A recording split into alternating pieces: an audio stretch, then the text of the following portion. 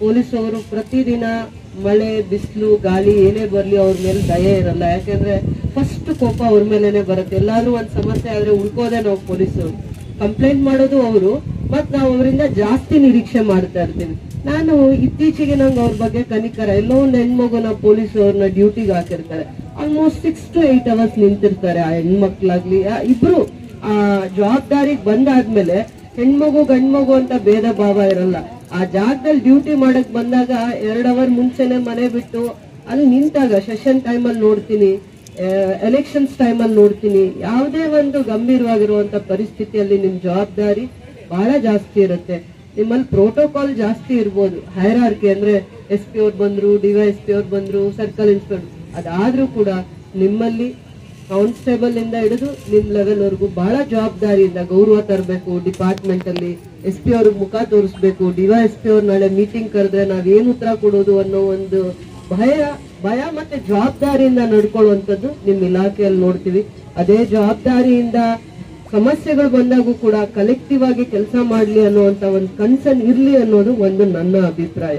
ಇವತ್ತು ಪೊಲೀಸ್ ವಸತಿ ಗೃಹ ಮಂಡಳಿ ಅಂದ್ರೆ ನಿಮಗೆ ವಿಶೇಷವಾಗಿರುವಂತ ಒಂದು ಹೌಸಿಂಗ್ ಕಾರ್ಪೊರೇಷನ್ ಇದೆ ಅನ್ನುವಂಥದ್ದು ನಮ್ಗೆ ಇವತ್ತೇ ಗೊತ್ತಾಗಿತ್ತು. ನಮ್ದು ನಿಮ್ದು ಒಬ್ರೇ ಮಾಡ್ತಾರೆ ಅನ್ಕೊಂಡಿದ್ವಿ. ಅಂದ್ರೆ ಜನಸಾಮಾನ್ಯರಿಗೂ ಮೂಲಭೂತ ಸೌಕರ್ಯಗಳು ಕೊಡೋರೆ ಪೊಲೀಸ್ ಅವ್ರಿಗೆ ಕೊಡ್ತಾರೆ ಅನ್ಕೊಂಡಿದ್ವಿ. ಆದ್ರೆ ಇವತ್ತು ಅರ್ಥ ಆಯ್ತು, ನಿಮಗೆ ಬೇರೆ ಒಂದು ಕಾರ್ಪೊರೇಷನ್ ಇದೆ, ಆ ಕಾರ್ಪೊರೇಷನ್ ಇಂದ ಮಾತ್ರ ಇದು ಕ್ವಾರ್ಟರ್ಸ್ ಎಲ್ಲ ಬಿಲ್ಡಿಂಗ್ ಎಕ್ಸಿಕ್ಯೂಟ್ ಆಗತ್ತೆ ಅಂತ.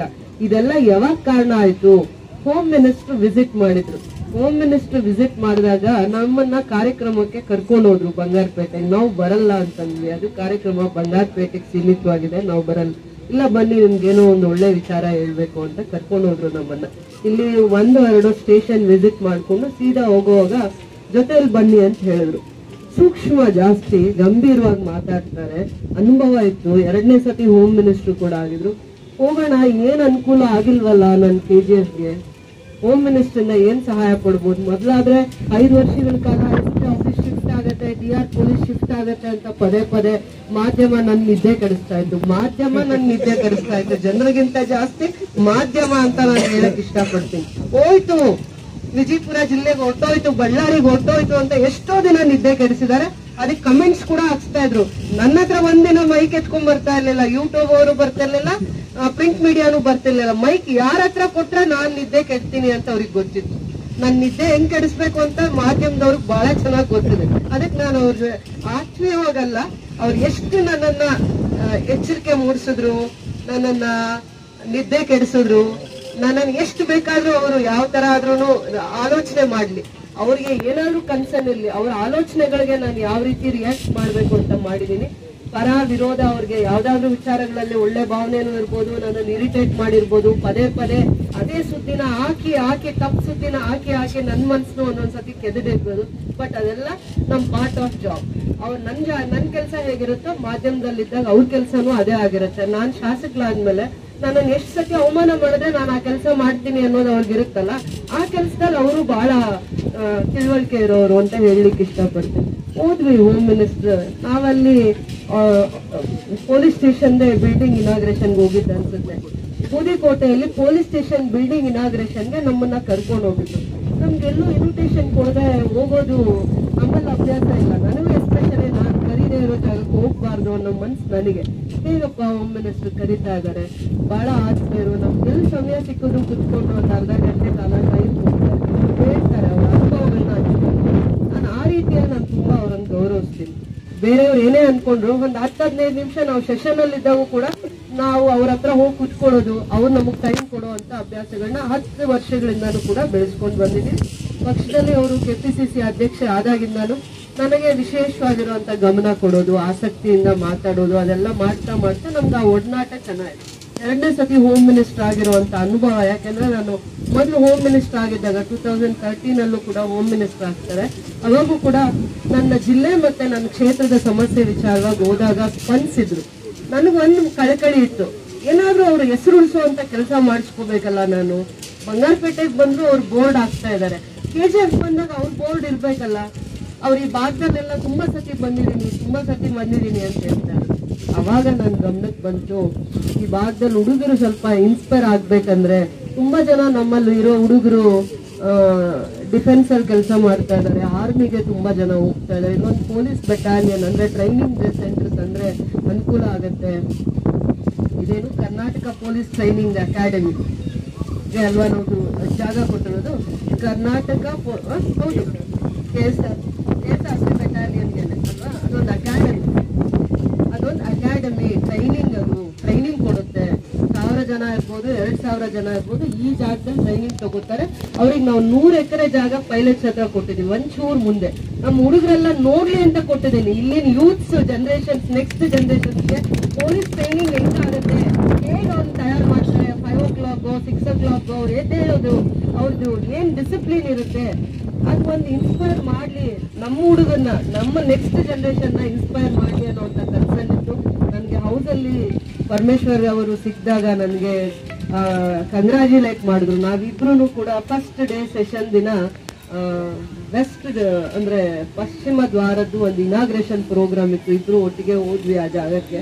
ಥ್ಯಾಂಕ್ ಯು ಅಮ್ಮ, ನೀನು ಹೇಳಿದ ತಕ್ಷಣ 100 acres ಜಾಗ ಗುರ್ತಿಸಿ ನನಗೆ ಗೌರವ ತರುವಂತ ಕೆಲಸ ಮಾಡಿದೆ, ನನ್ನ ಮಾತಿಗೆ ಗೌರವ ಕೊಟ್ಟೆ ಅಂತ. ನಾನು ಅದನ್ನ ಈ ದಿನಾನ, ಈ ಕ್ಷಣನ ಜಿಲ್ಲಾ ಆಡಳಿತ ಮತ್ತೆ ಅದರ ಕೆಳಗಡೆ ರೆವಿನ್ಯೂ ಡಿಪಾರ್ಟ್ಮೆಂಟ್ ಯಾರ್ಯಾರು ಕೆಲಸ ಮಾಡಿದ್ದಾರೆ, ತಹಸೀಲ್ದಾರ್ ಇರ್ಬೋದು, DC ಅವ್ರು ಇರ್ಬೋದು, ಅದನ್ನ ಪದೇ ನಾನು ಎಲ್ಲಿದ್ರು ಕೂಡ 2-3 ದಿನಕ್ಕೆ ಒಂದ್ಸತಿ SP ಅವರು, ಮೇಡಮ್ ಅದು ಆಗ್ಬಿಡುತ್ತೆ ಮೇಡಮ್, ನೀವು ಇನ್ನೊಂದು ಮಾತು ತಹಸೀಲ್ದಾರ್ಗೆ ಹೇಳಿ, ಜಾಗ ನೋಡ್ಕೊಂಡು ಬಂದಿದೀವಿ, ಜಾಗ ಗುರ್ತಿಸಿದೀವಿ ಅಂತ. ಹಿಂದೆ ಇವ್ರಿಗೆ ಆಸೆ ಇಲ್ಲ ಅಂತಲ್ಲ, ತುಂಬಾ ಆಸೆ ಇದೆ. ಯಾವತ್ತು 100 ಎಕರೆ ನಮಗ್ ಬರುತ್ತೋ, ಯಾವತ್ತು ನಾವಿರುವಂತ ಸಂದರ್ಭದಲ್ಲಿ 100 acres ಮುಂಜೂರಾಗಿದೆ ಅನ್ನೋಂಥದ್ದು ಆಗ್ಬಿಡ್ಲಿ, ಅದು ಪಾಣಿಯಲ್ಲಿ ಬರ್ಲಿ ಅನ್ನೋಂತ ಒಂದು ಇದರಲ್ಲಿ ಓಡಾಡ್ತಾ ಇದ್ದಿದ್ದಂತೂ ನಿಜಾನೇ. ಖಂಡಿತ ಆಸೆ ಅನ್ನೋದು ಎಲ್ಲರಿಗೂ ಇರುತ್ತೆ. ಆಸೆ ನಮ್ ಸ್ವಂತಕ್ಕಾದಾಗ ಅದು ತಪ್ಪಾಗತ್ತೆ, ಅದು ಆಸೆ ಸೊಸೈಟಿಗಾದಾಗ, ನೆಕ್ಸ್ಟ್ ಮುಂದೆ ಭವಿಷ್ಯದಲ್ಲಿ ಈ ಬೇರೆ ಏನೋ ಒಂದು ವಿಚಾರಕ್ಕೋಸ್ಕರ ಆಸೆ ಆದಾಗ ಅದು ತಪ್ಪಾಗಲ್ಲ. ಇದು ಒಂದು ಪೊಲೀಸ್ ಟ್ರೈನಿಂಗ್ ಅಕಾಡೆಮಿ ಏನ್ ಬರ್ತಾ ಇದೆ, ಅದು ಮತ್ತೆ ಭವಿಷ್ಯದಲ್ಲಿ ಸೆಕ್ಯೂರಿಟಿ ಮೆಷರ್ಸ್ ಅಂತ ಬಂದಾಗ ಈ ಭಾಗದಲ್ಲಿ ಇಂಡಸ್ಟ್ರೀಸ್ ಬರುತ್ತೆ, ನಮ್ದು ಗಡಿ ಭಾಗ ಇದೆ, ಅದರಿಂದ ಇದು ಒಂದು ಸೇಫ್ಟಿ ಮೆಷರ್ಸ್ಗೋಸ್ಕರನೇ ನಂದು. ಇದರಲ್ಲಿ ಏನ್ ಸ್ವಾರ್ಥ ಇಲ್ಲ, ಆಸೆ ಅಂತಾನೂ ಅಲ್ಲ. ಮುಂದೆ ಸೇಫ್ಟಿ ಮೆಷರ್ಸ್ ಅಂತ ತಗೊಂಡಾಗ 1000 acres ಅಲ್ಲಿ ಇಂಡಸ್ಟ್ರೀಸ್ ಬಂದಾಗ ಇದು ಒಂದು ಸೇಫ್ಟಿ ಮೆಷರ್ಸ್ಗೋಸ್ಕರ ಒಂದು ಪೊಲೀಸ್ ಒಂದು ಟ್ರೈನಿಂಗ್ ಅಕಾಡೆಮಿನೇ ಇದೆ ಅಂತಂದಾಗ ಯಾರಿಗೆ ಆಗಿ ಭಯ ಆಗುತ್ತೆ. SP ಆಫೀಸ್ ಎಲ್ಲೂ ಶಿಫ್ಟ್ ಆಗಲ್ಲ, DR ಪೊಲೀಸ್ ಎಲ್ಲೂ ಶಿಫ್ಟ್ ಆಗಲ್ಲ. ಇವತ್ತು ಖಾತ್ರಿ, ಇವತ್ತು ಇಡೀ KGF ಜನಕ್ಕೆ ನಾವು ಧೈರ್ಯದಿಂದ ನಮ್ಮ ಸರ್ಕಾರ ಬಂದಾಗ ಇಲ್ಲೇ ಪೊಲೀಸ್ ಕ್ವಾರ್ಟರ್ಸ್ ಬರ್ತಾ ಇದೆ, ಇಲ್ಲಿ ಪೊಲೀಸ್ ಇನ್ಸ್ಪೆಕ್ಟರ್ಸ್ ಇರ್ಬೋದು, ಸರ್ಕಲ್ ಇನ್ಸ್ಪೆಕ್ಟರ್ಸ್ ಇರ್ಬೋದು, ಸ್ಟಾಫ್ಗೆ ಇಲ್ಲಿ ಒಂದು ಕ್ವಾರ್ಟರ್ಸ್ ಬರೋವಾಗ ಎಲ್ಲಿಂದ ಶಿಫ್ಟ್ ಮಾಡಕ್ಕಾಗತ್ತೆ? ಅದೆಲ್ಲ ಒಂದು ತಪ್ಪು ಮಾಹಿತಿ, ರಾಂಗ್ ರೂಮರ್ಸ್ ಆಗಿರ್ಬೋದು, ಅಥವಾ ಪ್ರಯತ್ನ ಮಾಡಿದ್ರು ಕೂಡ ಆ ಸರ್ಕಾರದಲ್ಲಿ ನಾವು ನಮ್ಮ ಪ್ರಯತ್ನದಲ್ಲಿ ಉಳಿಸ್ಕೊಳ್ಳುವಂತದ್ರಲ್ಲಿ ಯಶಸ್ವಿ ಆಗಿದ್ದೀವಿ. ಮಾಧ್ಯಮನೇನು ಅನ್ನಕ್ ಹೋಗ್ಬಾರ್ದು, ಇವತ್ತಿನ ನ್ಯೂಸ್ ಎಲ್ಲ ತಗೊಂಡೋಗಿ ನಾಳೆ ಇನ್ನೇನಾದ್ರು ಬರ್ಬೇಕು. ಪ್ರಯತ್ನ ಏನೇ ಮಾಡಿದ್ರು ಕೂಡ ಉಳಿಸ್ಕೊಳ್ಳುವಂತದ್ರಲ್ಲಿ ಆ ದಿನಗಳಲ್ಲಿ, ಅವತ್ತು ಈ ದಿನಗಳಲ್ಲಿ ನಮ್ಮ ಸರ್ಕಾರದ ಹಂತದಲ್ಲಿ ಪೊಲೀಸ್ SP ಆಫೀಸ್ ಎಷ್ಟು ಇಂಪಾರ್ಟೆನ್ಸ್ ಇದೆ KGFಗೆ ಅಂತ ಅರ್ಥ ಮಾಡಿಸೋದ್ರಲ್ಲಿ ನಾವು ಯಶಸ್ವಿ ಆಗಿದ್ದೀವಿ.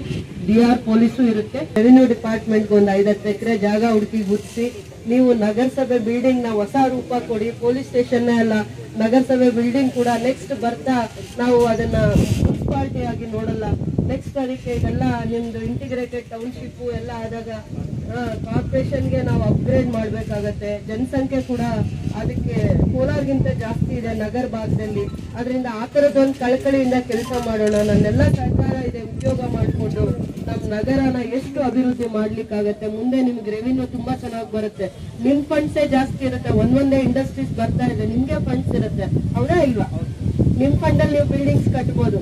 ಇಂಥದಕ್ಕೆ ನೆಕ್ಸ್ಟ್ ಭೂಮಿ ಪೂಜೆ ನಾವು ಮಾಡ್ತಾ ಇದೀವಿ ನಗರಸಭೆ ಬಿಲ್ಡಿಂಗ್ಗೆ. ಆ ಉತ್ಸಾಹದಲ್ಲಿ ಎಲ್ಲರೂ ಕಾರ್ಯಕ್ರಮದಲ್ಲಿ ಭಾಗಿಯಾಗಿರುವಂತವರಿಗೆ, ಎಲ್ಲ ಬಂದು ಭಾಗಿಯಾಗಿರುವಂತವರಿಗೆ ಇವತ್ತು ಈ ದಿನ ವಿಶೇಷವಾಗಿ ನಾನು ನನ್ನ ಹೃದಯಪೂರ್ವಕವಾದ ಧನ್ಯವಾದಗಳನ್ನು ಹೇಳ್ತಾ ಇದ್ದೀನಿ. ಇನ್ನೊಂದು ಮನವಿ, ತಪ್ಪಾಗಿ ತಿಳ್ಕೊಂಬೇಡಿ, ಯಾರೇ ಹೊರಗಡೆ 2 wheeler ಅಲ್ಲಿ ಬಂದಾಗ ನಿಮ್ ಡಿಪಾರ್ಟ್ಮೆಂಟ್ ಅವ್ರಿಗೆ ಒಂದ್ಸತಿ ಸ್ವಲ್ಪ ಮಾನವೀಯತೆಯಿಂದನೂ ಕೆಲಸ ಮಾಡಿ ಅಂತ ಅದು ಒಂದು ಕಳಕಳಿ ನನಗಿದೆ.